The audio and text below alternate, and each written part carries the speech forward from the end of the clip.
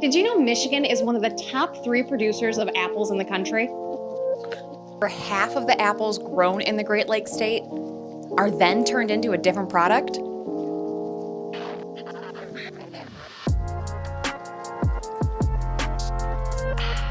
Well, today we're learning about PIFCider in northeastern Michigan. I was a high school English teacher, and Dion's a classically trained jazz musician. We wanted to be closer to family, knowing that, they have this land in their family, and we were joking around and saying, oh, let's go back and become farmers. And then we did. Starting with veggies, Molly and Dion kept evolving what Presque Isle Farm was and could be. 5 years before we got a commercial license, we started making cider with friends. As we started really getting into, the cider, the best cider from around the country and the world, and started tasting those, we were realizing that the world of cider was a lot more complex than what we were doing. I will actually say we sort of have a secret weapon. Oh yeah. Oh yeah. So Dion, for whatever reason, it's genetic, like his brother's the same, he works for Bell's Brewing. They have crazy smell. I call him the smell savant. I don't identify with that term. I know you don't. We'll taste it together and we'll put down notes and what have you, and then compare notes. And he will have smelled something that I smelled, but I couldn't identify it like that. But I once I saw it, I was like, yes, that's what it was.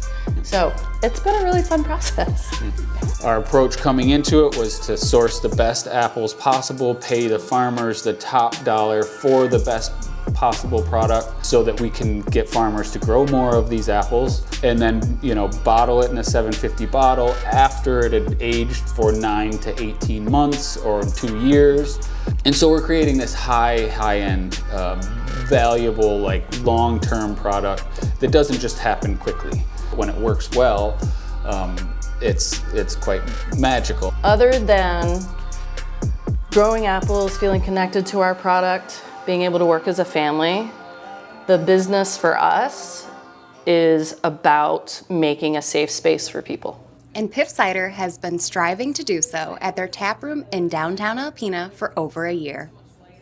Obviously, we're highlighting our cider and what we make, and how we contribute to value-added agriculture, but at the same time, I think it's just as important that here we're making a space where everybody wants to come and that people are seeing that kindness builds community.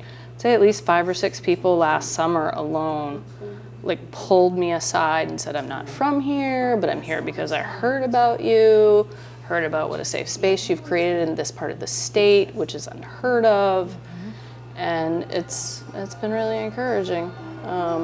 I'm into doing fundraisers for anything in town that promotes equality, art, and kindness. People walk in and we have 12 ciders on tap at all times, and it's rotating because everything's small batch. They'll do a flight, a few tastes of a few different things, and they're just absolutely bamboozled at the fact that it's all apples. It's all just different types of apples because they all taste so different. You're trying the botanicals. I love all of them. They're pour all a little amazing. bit so I can chat with you about it. If we're gonna add something, why not add delightful herbs and botanicals, And so it's, did a little research. What is giving that, that gen taste and texture and everything, and then we also aged it in a gen barrel. Juniper berries, angelica root, cardamom pods, dried orange rind, and coriander seeds. So that's pretty much